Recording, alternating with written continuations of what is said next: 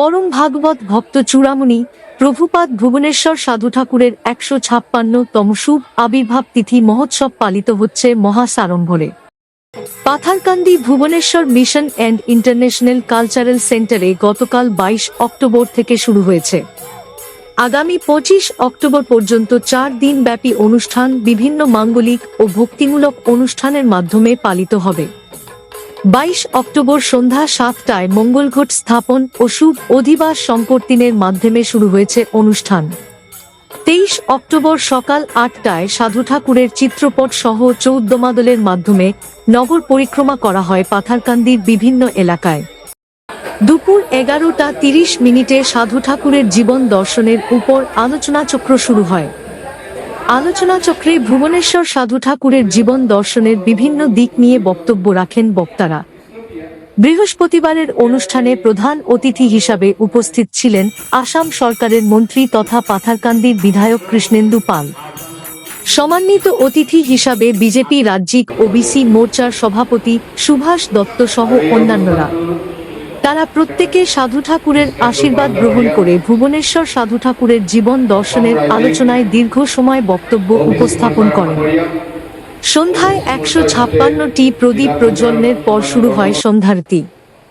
৪ দিন ব্যাপী অনুষ্ঠান সুন্দরভাবে সফল করতে উদযাপন কমিটির সভাপতি পৃথ্বীরাজ সিংহ এবং সম্পাদক সমীর সিনহা সহ কমিটির প্রত্যেক সদস্যই সার্বিক সহযোগিতা কামনা করেন। এবং এই সনাতন ধর্ম বিশ্বে এই বৃহত্তর মানব সমাজকে অন্ধকার থেকে আলোকের পথে নিয়ে আসার জন্য যুগে যুগে অবতার হয়েছে।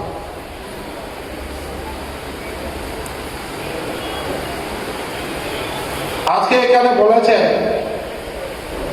শ্রীমৎ শঙ্করদেব মহাপুরুষের কথা।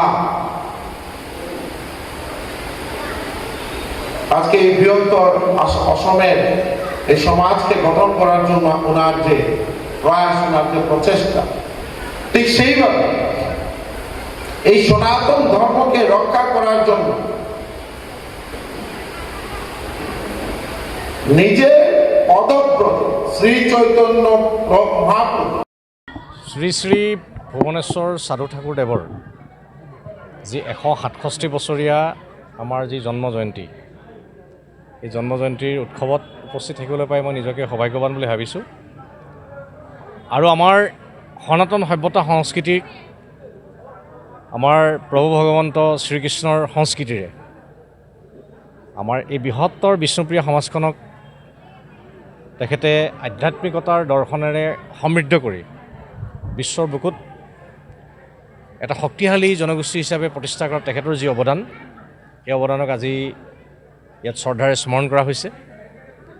আৰু এই অনুষ্ঠানত উপস্থিত থাকিবলৈ পাই মই নিজকে ধন্যবাদ দিছোঁ।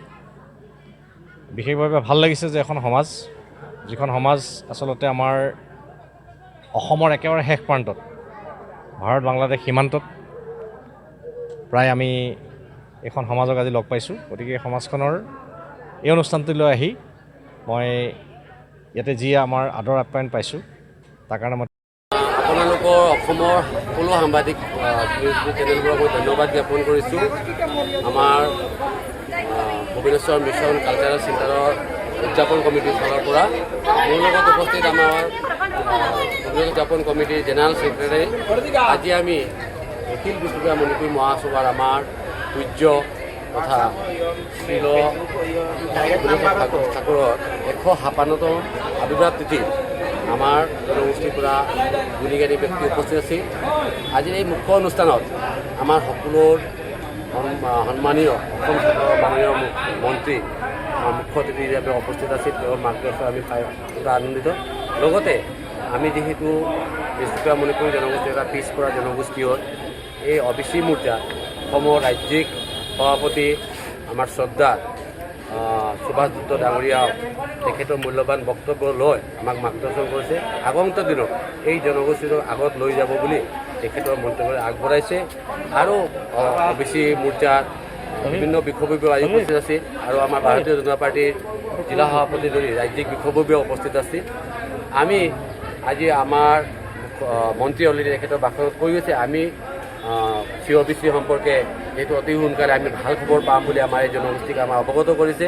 আমি এই দীৰ্ঘ সময় ধৰি আমি মাননীয় মুখ্যমন্ত্ৰী তথা ভাৰত চৰকাৰক আমি আবেদন কৰি আহিছিলোঁ যে আমাৰ COBC অতি সোনকালে যাতে আমি পাই এই জনগোষ্ঠী যাতে আগবাঢ়ি যাব বুলি আমি এই খবৰটো প্ৰায়ত আনি দিছোঁ। আকৌ আমি আমাৰ আজি এই উদযাপন কমিটি তথা নিখিল বিশ্ববিদ্যালয় মণিপুৰী সম্প্ৰদায়ৰ হৈ আমি আকৌ আহ্বান কৰিছোঁ যে আমাক যাতে COBC অতি সোনকালে পায়, আমি ৰাজ্যৰ হৈ ৰাষ্ট্ৰৰ হৈ আমি আগবাঢ়ি যাম বুলি আমি আশাবাদী। ধন্যবাদ।